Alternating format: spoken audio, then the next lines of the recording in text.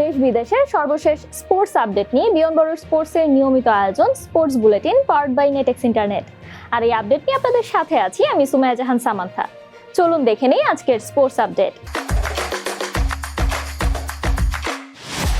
বাংলাদেশের বিপক্ষে 2 ম্যাচের টেস্ট সিরিজের জন্য শক্তিশালী দল ঘোষণা করেছে অস্ট্রেলিয়া। চোট কাটিয়ে দলে ফিরেছেন প্যাট কামিন্স, নাথান লায়ন ও জশ হ্যাজেলউড। আগামী 13ই আগস্ট ডারউইনে প্রথম টেস্টের মাধ্যমে শুরু হবে সিরিজটি। এরপর 22শে আগস্ট ম্যাকাইতে অনুষ্ঠিত হবে সিরিজের দ্বিতীয় ও শেষ টেস্ট। বিসিবির ফ্যাসিলিটিস ম্যানেজমেন্ট কমিটির সদস্য সচিব হিসেবে মনোনীত হয়েছেন দেলোয়ার হোসেন শাহীন। বিসিবি সভাপতি তামিম ইকবাল স্বাক্ষরিত এক প্রেস বিজ্ঞপ্তিতে এই তথ্য জানানো হয়। ঢাকার জাতীয় কাবাডি স্টেডিয়ামে নেপালকে 31-23 পয়েন্টে হারিয়ে 5 ম্যাচের নারী কাবাডি সিরিজে 2-1 ব্যবধানে এগিয়ে গেছে বাংলাদেশ। এছাড়া দুর্দান্ত পারফরমেন্সের জন্য ম্যাচ সেরা হয়েছেন বাংলাদেশের খেলোয়াড় খাদিজা। আগামী 4 থেকে 17 নভেম্বর ঢাকায় অনুষ্ঠিত হতে যাচ্ছে সাফ চ্যাম্পিয়নশিপ 2026। টুর্নামেন্টের প্রস্তুতির অংশ হিসেবে আগামী 25শে জুলাই ঢাকায় অনুষ্ঠিত হবে আসরের অফিসিয়াল লোগো উন্মোচন অনুষ্ঠান। এছাড়া আগামী 1 আগস্ট ভুটান থিম্পুতে অনুষ্ঠিত হবে টুর্নামেন্টের অফিসিয়াল ড্র।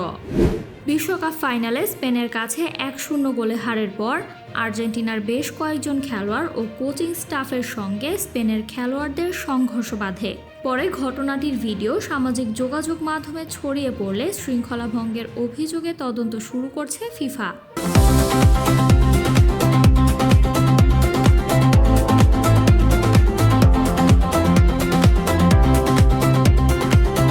বিশ্বকাপ জয়ের সুবাদে ফিফা র্যাঙ্কিংয়ের শীর্ষে উঠে আর্জেন্টিনাকে দ্বিতীয় স্থানে নামিয়েছে স্পেন। এছাড়া ফ্রান্স ও ইংল্যান্ড রয়েছে যথাক্রমে তৃতীয় ও চতুর্থ অবস্থানে। আর অন্যদিকে ইতিহাসে প্রথমবারের মতো শীর্ষ 6 জায়গা করে নিয়েছে মরক্কো। বিশ্বকাপ জিতে দেশে ফিরে রাজকীয় সংবর্ধনা পেয়েছেন Lamine Yamal, Rodri, Ferran Torres সহ বিশ্ব চ্যাম্পিয়ন দলের সদস্যরা। বিমানবন্দর থেকেই শুরু হয় উৎসবের আবহ। পরে রাজপ্রাসাদ ও প্রধানমন্ত্রীর কার্যালয়ে সংবর্ধনা গ্রহণের পর ছাদ খোলা বাসে রাজধানী জুড়ে চ্যাম্পিয়ন প্যারেডে অংশ নেয় লুইস দে লা ফুয়েন্তের দল। 75 বছর বয়সে ক্যান্সারের সঙ্গে লড়াই করে মারা গেছেন ইংল্যান্ডের 2 বারের ব্যালন ডি'অর জয়ী কিংবদন্তি ফুটবলার এবং সাবেক জাতীয় কোচ কেভিন কিগান। সোমবার এক অফিসিয়াল বিবৃতির মাধ্যমে এই খবরটি নিশ্চিত করেন তার পরিবার। যুক্তরাষ্ট্রে আবার বিশ্বকাপ আয়োজনের ইচ্ছা প্রকাশ করেছেন এবং এ বিষয়ে ফিফা সভাপতি জিয়ান্নি ইনফান্তিনোর সহায়তা চাওয়ার কথা জানিয়েছেন মার্কিন প্রেসিডেন্ট ডোনাল্ড ট্রাম্প। তবে নিয়ম অনুযায়ী 2038 সালের আগে যুক্তরাষ্ট্র আয়োজক হতে পারবে না বলে জানায় ফিফা। বিশ্বকাপ ফাইনালের ম্যাচে আর্জেন্টিনার খেলোয়াড় এনজো ফার্নান্দেজ লাল কার্ড পাওয়ায় বিশ্বকাপ ফাইনালে 3টি লাল কার্ড পাওয়া প্রথম দল হিসেবে অনাকাঙ্ক্ষিত রেকর্ড গড়েছে আর্জেন্টিনা। ফলে 3টি শিরোপা জয়ের পাশাপাশি এই হতাশার রেকর্ডটিরও ভাগিদার হলো দলটি। এই ছিল আমার হাতে থাকা সর্বশেষ স্পোর্টস আপডেট।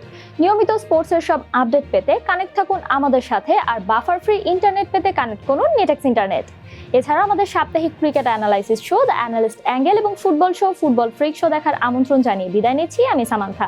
আরো আপডেট পেতে সাবস্ক্রাইব করুন আমাদের ইউটিউব চ্যানেল এবং ক্লিক করুন বেল আইকন। ফলো করুন টিকটক ও ফেসবুক পেজে।